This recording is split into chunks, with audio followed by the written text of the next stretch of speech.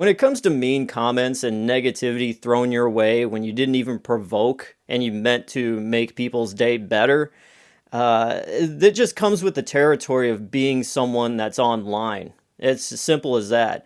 I remember my professor back at the broadcasting school I went to. He said you could pot up your mic, turn it on, say, "Hey everybody, I hope you're having a great day out there. Here's Aerosmith. Walk this way," and you play it. The majority of people, 99.9% of people will say, "Yeah, cool, rock on."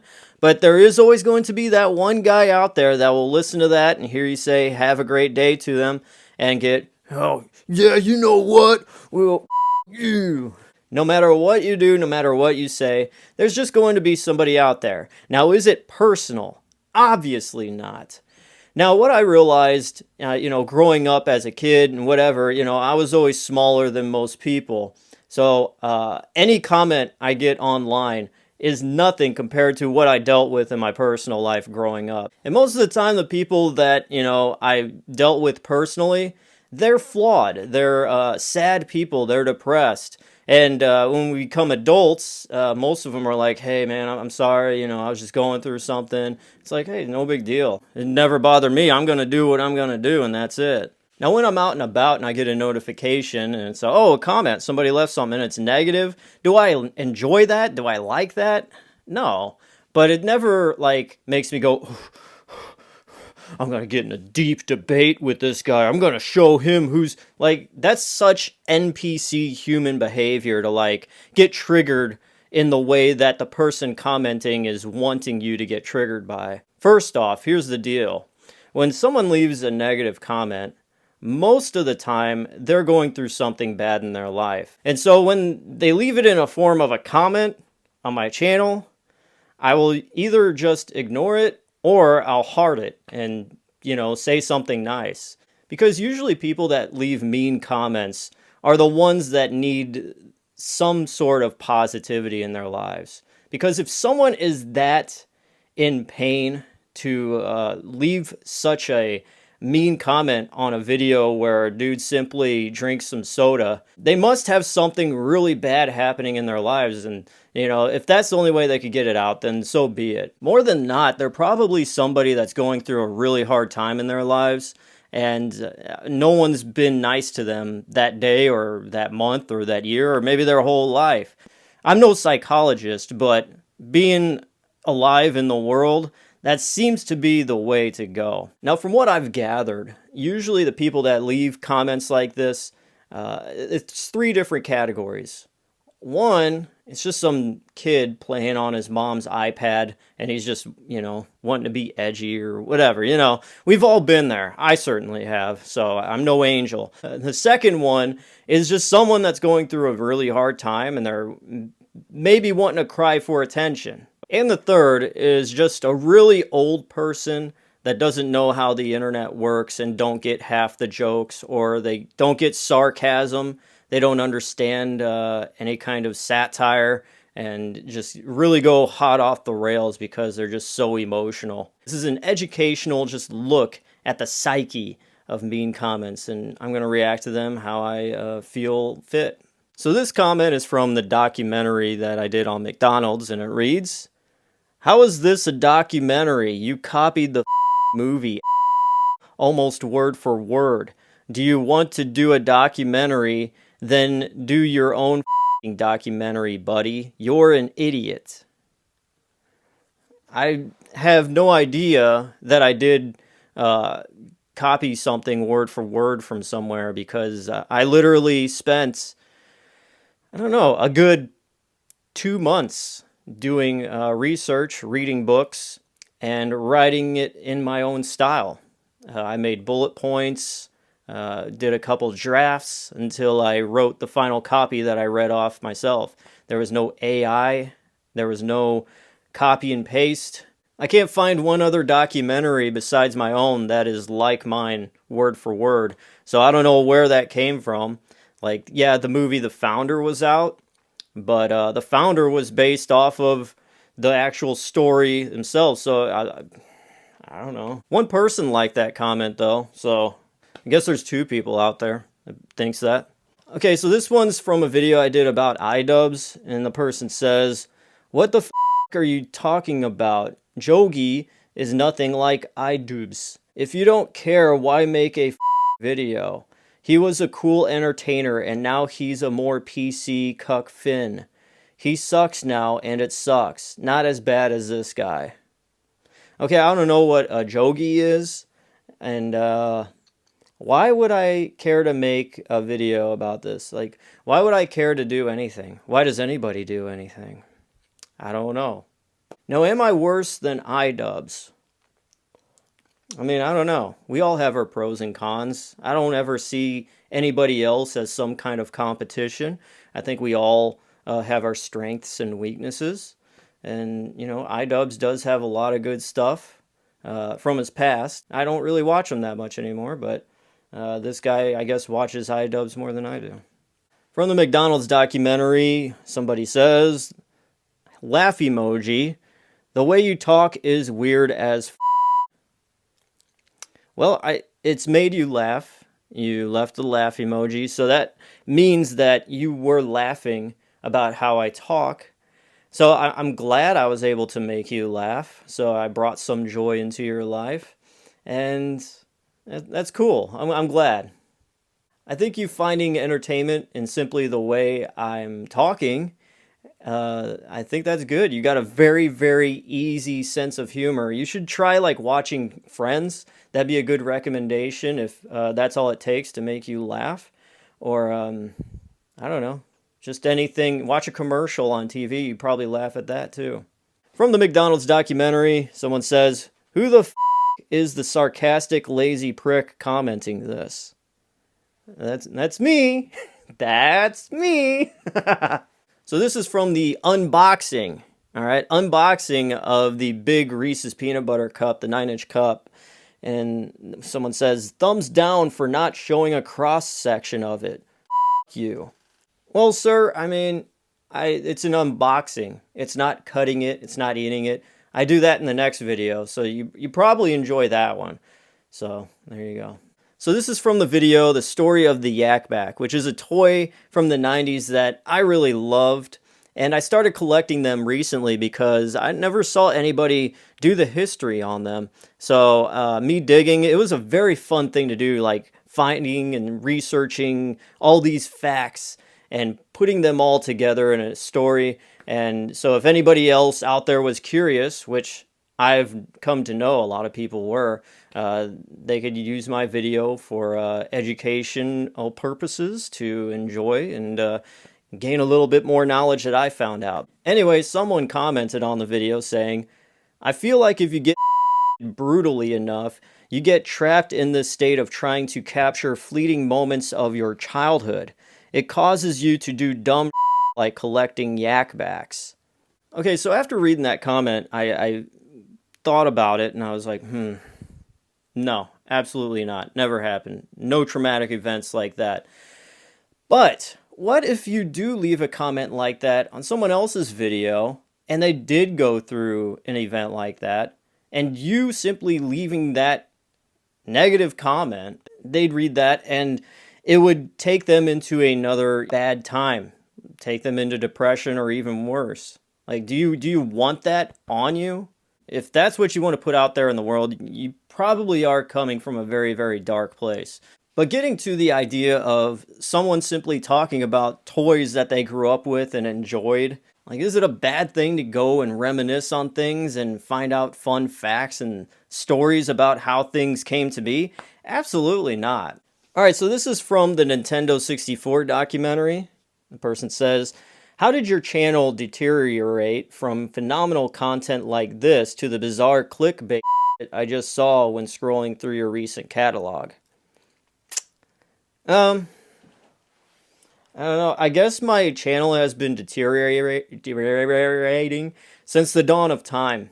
Because if you look at the first, 2 years of my channel, I didn't start making documentaries until about 1.5 years in, almost 2 years into my channel. And there was so much bizarre stuff back then. There's bizarre stuff now. And there always will be bizarre stuff. So, I don't know, maybe you're late to the party. Some people get it and some people don't. My channel is basically stuff I like. And yeah, there's always going to be a documentary happening, but I'm not going to just put myself in a box of just making documentaries because I would get bored of that. I would want to let myself free and do what I want. What I want. I think the only clickbait thing that I did was put up the I quit video, which was basically me talking about a lot of YouTubers early on this year quitting YouTube, and that was that. I don't think I ever put up clickbait stuff because the definition of clickbait is the classic Rickroll thing where you're like, oh, hot chick goes to beach. And then you click on the thumbnail, and then there's Rick Astley singing Never Gonna Give You Up. At least when you click on a thumbnail, I always make the thumbnail and the title related to whatever I'm doing in the video. So I don't think I've ever put up any real clickbait. I think the term clickbait has lost its meaning and definition over the years to whatever someone says or thinks, really. But thanks for thinking I make phenomenal content. I just do me, you know. Alright, so this is a wild one. This is from a video where I chewed a fish oil pill. And they said, wonder who at fault for you teeth. Stupid West. No peace for Westerners and America. Fish oil Taiwanese invention. Hot pot better in many way. And then there's like Chinese writing, I think. You get mistaken for you teeth get punched to face and pepper spray. Scratch skin while run away. Horror country. Believe fantasy ugly. Okay, so there's a lot to unpack with this comment. So let's take it, sentence by sentence. Wonder who at fault for you teeth. Stupid West. No one's at fault for my teeth. God made me the way I am. But in this video, my teeth, this was before I got Invisalign. So my teeth are a whole lot better. Back then I had like gaps and everything, which wasn't bad. But over the years I got them fixed because my bite with how my teeth were getting into and wearing down the other teeth on the other side of the jaw. And yeah, it just wasn't working, and I needed an Invisalign actually just for preventative teeth deterioration. So that's why I got it. It wasn't for cosmetic purposes, but yeah, it was just God for my teeth. And hot pot better. Never had a hot pot. I don't know about that, so verdict is out. My teeth get punched to face. My teeth, is there faces on my teeth? It's just a weird thing to say. And the rest of this, I can't decipher, so, all right. Okay, so this is from the McDonald's documentary, and it says, so bad I had this playing in the background and still quit. Was I doing to find my remote and turn the TV off, preferring silence? I'd like to know if this idiot is going for some kind of advertising fee. Kroc was litigious and vindictive. He did steal the McDonald's brothers concept and drove their restaurant out of business just to be a The coffee temperature was much higher than industry standards, and it was an issue with a loose top. How does this man worship Diabetes Factory and a vicious man who is beyond me? Going into debt and taking advantage of predatory business practices does not make a man a visionary. His third wife did nothing with her life but donuts, other people's money, and live very well. This documentary is bizarrely slanted. Well, everybody's opinion on the documentary and the history about anything is subjective to how you feel about the person that made the company. So I feel like maybe if your wife cheated on you, you would see Ray Kroc as a bad man because it strikes you personally. But I never looked at Ray Kroc or the McDonald brothers as, oh, I like this person more than that person. I just looked basically at what they did with their lives and presented it in the video. And, then you just let the people think what they want to think besides that. I would never slanted on favoring one person more than the other. It just, Ray Kroc did a whole lot more. It's kind of like, say, your parents get divorced and you spent more time with your mom than your dad. And at the end of your life, you're going to talk about the stories of your parents. And, if there was a lot more time you spent with your mom, you're going to sit there and think you favor your mom than your dad because you didn't spend that much time with your dad. It's the same thing. Going into debt to take advantage of business practices. Look, if you're able to get a loan to get a house, that's you taking advantage of living in a house that you really don't own completely.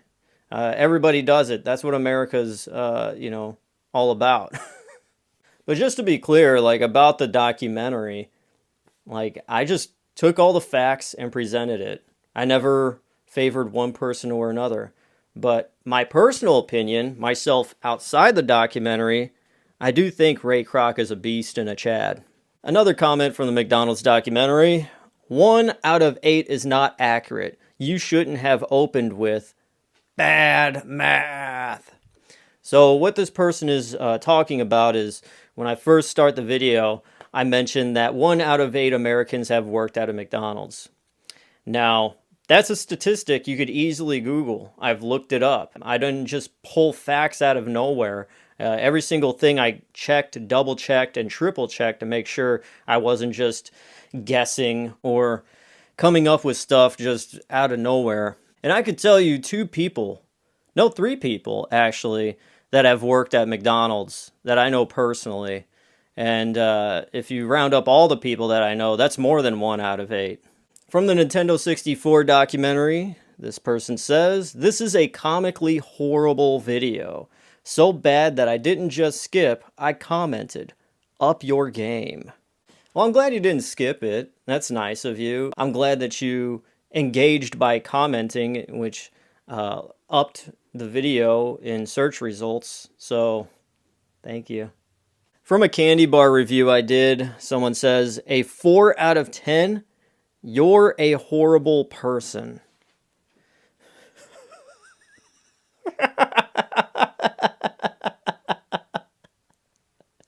Am I in first grade? You don't like the Hershey's bar? You're mean. You're a bad person.